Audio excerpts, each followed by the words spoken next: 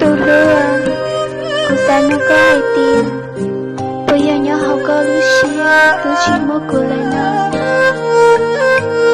Giờ bây giờ hai tiền cô chỉ dễ tôi như chỉ cho cô. Họ chạy tiền cô tôi chỉ ta luôn. Cô trở lại đa cũng một học nông. Học mong một học đi.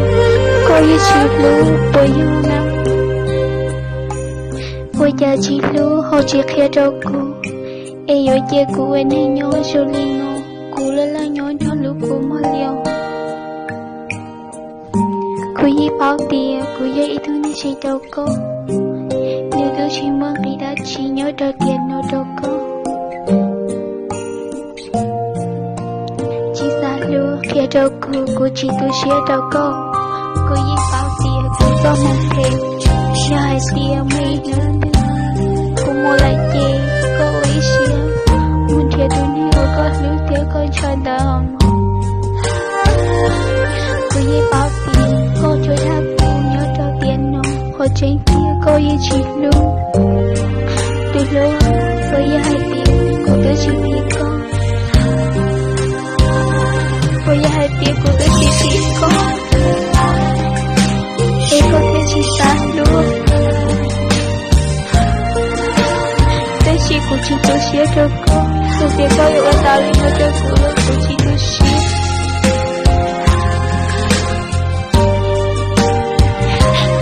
Tôi yêu một lại mà nhớ con nữa. Tao có câu mà muốn thiệt tôi nên con luôn. Mình thiệt mấy ấm tôi. Câu mình thiệt tao tôi nhẹ của con lưu thiệt con nhẹ nói chuyện. Cô chỉ thâu ở đó để tôi xía ấy ạ để khâu ở cho cô.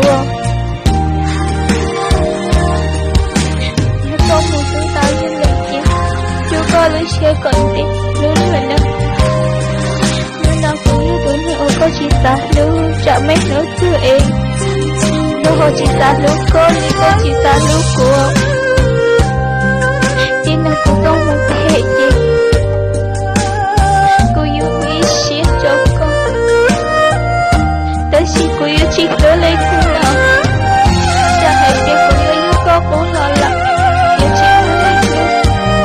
Lời cô yêu chỉ nhớ lấy thương lời tiếc.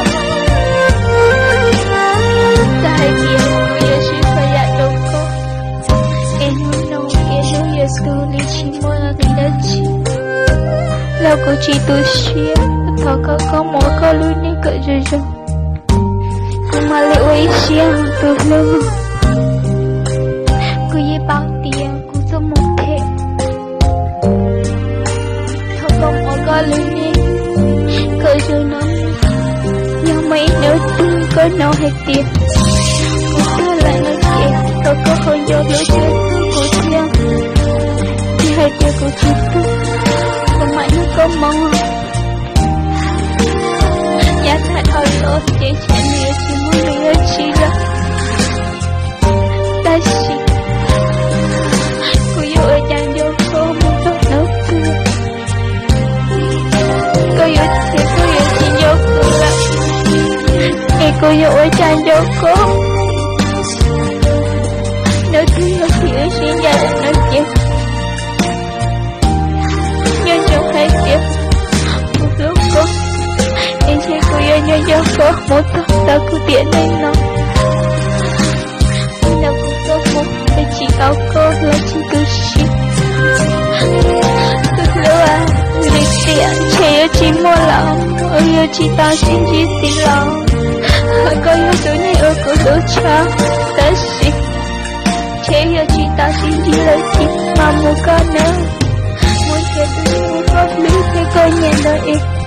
Cô thiết xa luôn luôn nếu có thể chỉ cho ý lý cô cho cô. Tao có chỉ thôi cho lý cô xí. Lý cô ở cho cô.